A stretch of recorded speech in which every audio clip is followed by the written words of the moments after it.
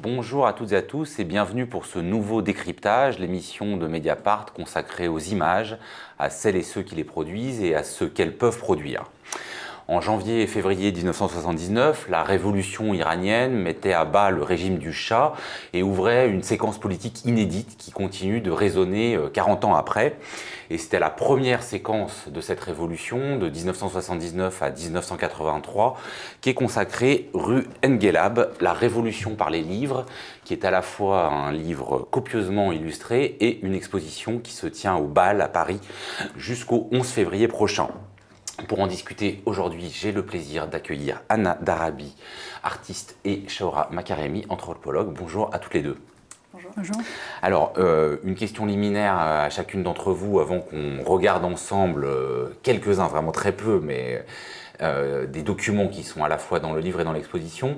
Anna Darabi, est-ce que vous pouvez nous raconter succinctement le projet et aussi peut-être le titre de ce livre qui peut être mystérieux pour qui ne connaît pas Téhéran? Alors, Rue Engelab, je pense que c'est un titre qui résume bien le projet. Rue Engelab, c'est une des rues de Téhéran. C'est un rue important parce que les manifestations de 1979, ça, en fait, principalement, une grande partie, ça passait dans cette rue-là. C'est la rue qui en fait situait plein de librairies. Quand je dis plein de librairies, vraiment, c'est de deux côtés de livres, de deux côtés de rue partout. Et aussi, c'est en fait un bout de la rue Engelab qui est une rue très longue. C'est l'université de Téhéran, qui est une université qui était très active pendant la Révolution. Et à l'autre bout, c'est le théâtre de la ville. Et puis Engelab, qu'est-ce que ça veut dire? C'est le mot persan pour la Révolution. Et c'était après cette révolution de 1979 qu'ils ont changé le nom de la rue à rue Engelab. Donc, je pense que comme exposition, c'est sur des livres. Une fois les livres photographies de l'époque, de 1979 jusqu'à 1983. Et de l'autre côté, c'est les livres politiques. Rue Engelab, ça résume bien en fait l'histoire d'une fois la Révolution et de l'autre côté, les livres et leur rôle dans cette révolution. Parce qu'il y a eu une activité éditoriale inédite pendant ce début de révolution en tout cas. En fait, il y avait beaucoup d'activités politiques qui passaient par des livres, par publication des livres qu'on a appelées les jaquettes blanches dans cette publication. Les jaquettes blanches parce que? Les jaquettes blanches, c'est en fait l'origine de jaquettes blanches, c'est de 1976, 1975. C'est des livres excusez-moi, qui étaient publiés par les partis politiques de manière clandestine. Toujours, et ça circulait sous le manteau. Et vraiment, les jaquettes étaient blanches. Après, cette tradition, ça continue, notamment après la Révolution.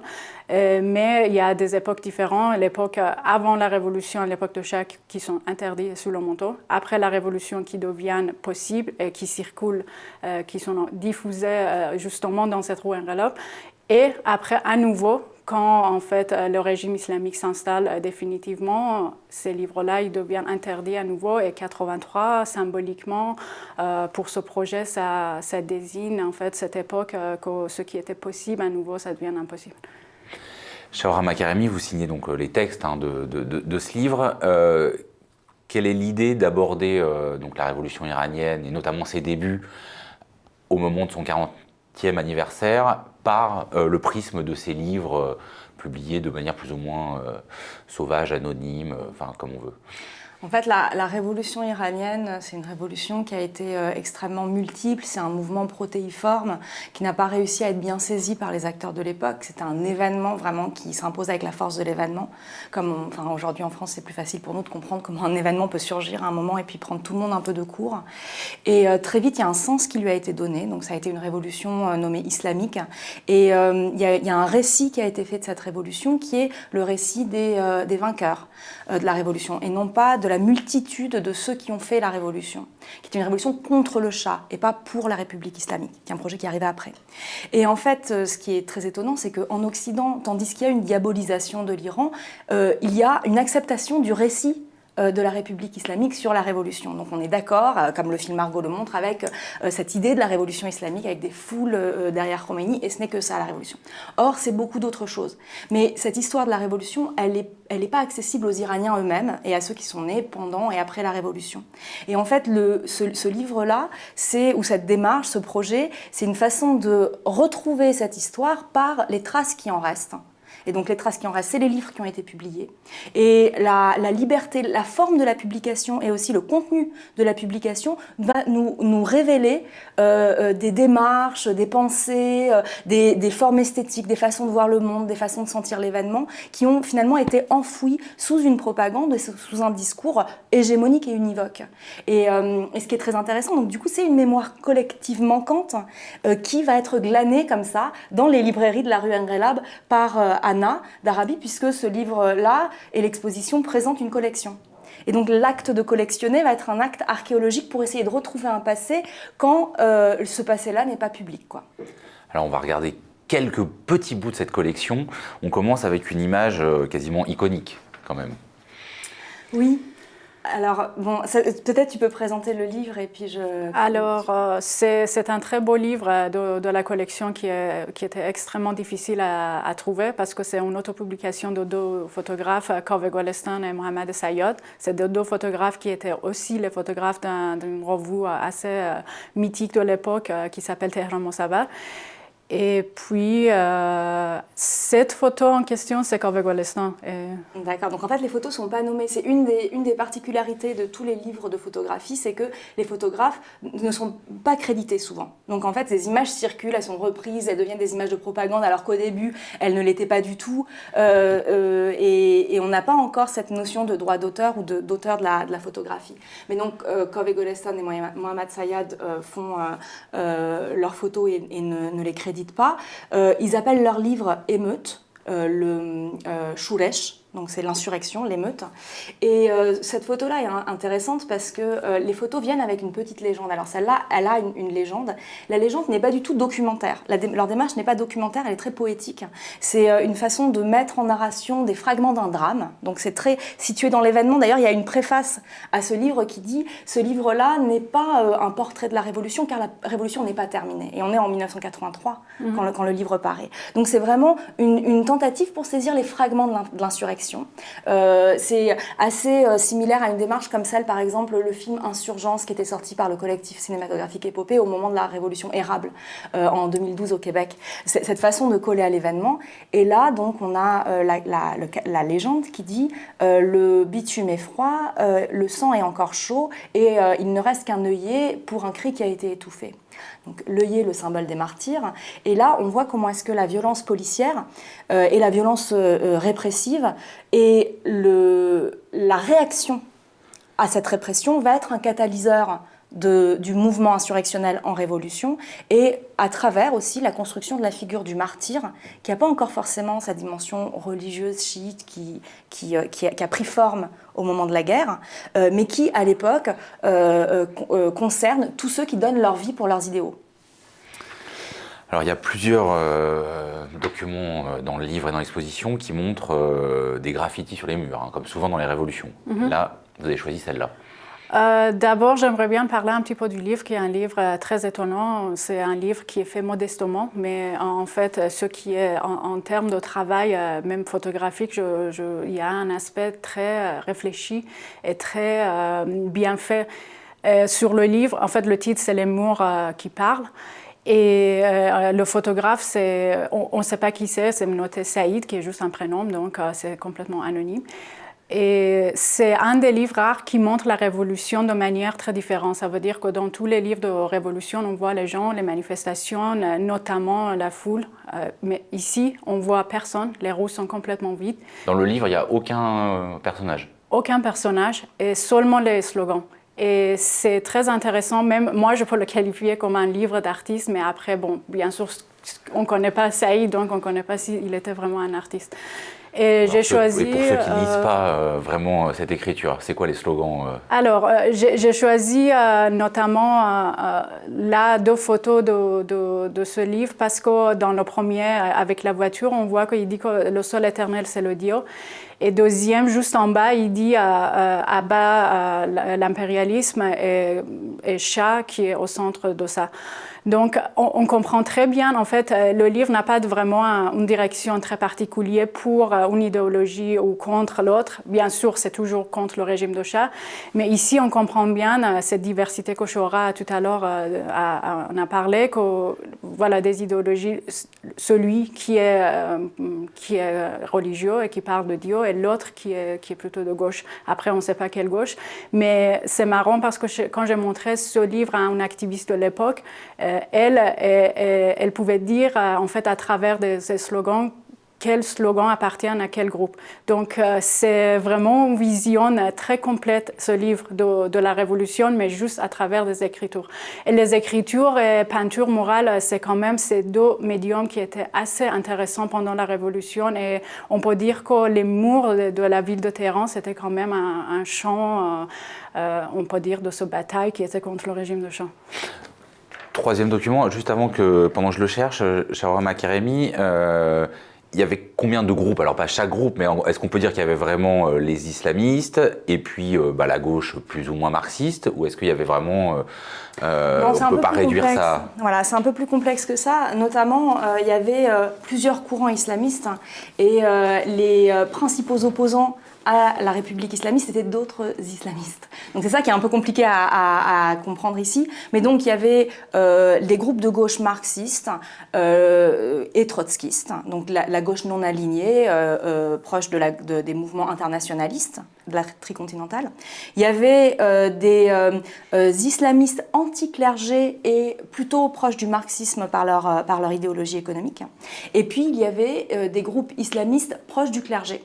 Et en fait, plusieurs membres de ces groupes, certains étaient pour la lutte armée, d'autres étaient contre, et ça traverse le spectre. Et plusieurs de ces groupes-là s'étaient retrouvés ensemble, notamment au Liban, quand ils s'entraînaient pour la lutte armée dans les camps palestiniens. Donc en fait, l'histoire est beaucoup plus complexe que ce qu'on en a gardé en termes d'opposition. Alors là, une image apparemment de quelqu'un qui était dans un groupe qui était pour la lutte armée. Alors en fait, cette image, moi je l'aime bien parce que, et la légende dit, et finalement le triomphe, la victoire. Donc cette femme fait lever de la victoire, elle n'est pas voilée. C'est une image qu'on a moins l'habitude de voir, c'est une image qui a disparu, je pense, dans l'espace public iranien, en termes de... Voilà, c'était ça aussi la révolution.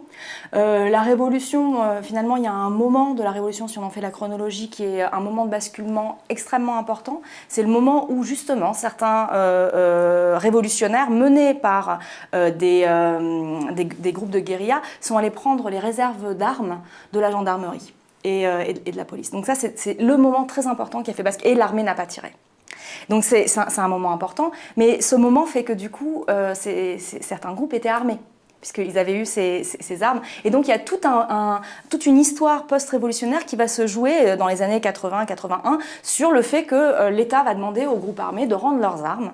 Et les groupes armés de gauche et les Moudjahidines, donc qui sont plutôt islamistes, plutôt d'obédience un peu de gauche. Ouais, Moudjahidines du peuple, comme on les connaît. Moudjahidines du peuple vont dire, et la gauche marxiste vont dire, on ne rendra nos armes que quand le Hezbollah, qui sont les différentes milices islamistes radicales, vont eux aussi rendre leurs armes. Et donc du coup, on voit comment est-ce que, à la fois, cette photo, elle montre finalement un autre visage de la révolution, que moi j'aime bien rappeler, et aussi, elle montre à quel point est-ce que la gauche se pensait victorieuse de la Révolution. Elle pensait que la Révolution était son fait et son triomphe.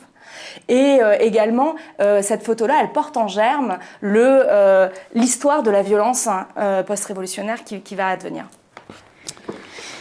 Alors, autre extrait d'un livre où on voit que, même si c'était des livres d'artistes, ils ne mettaient pas forcément les photos dans le même sens.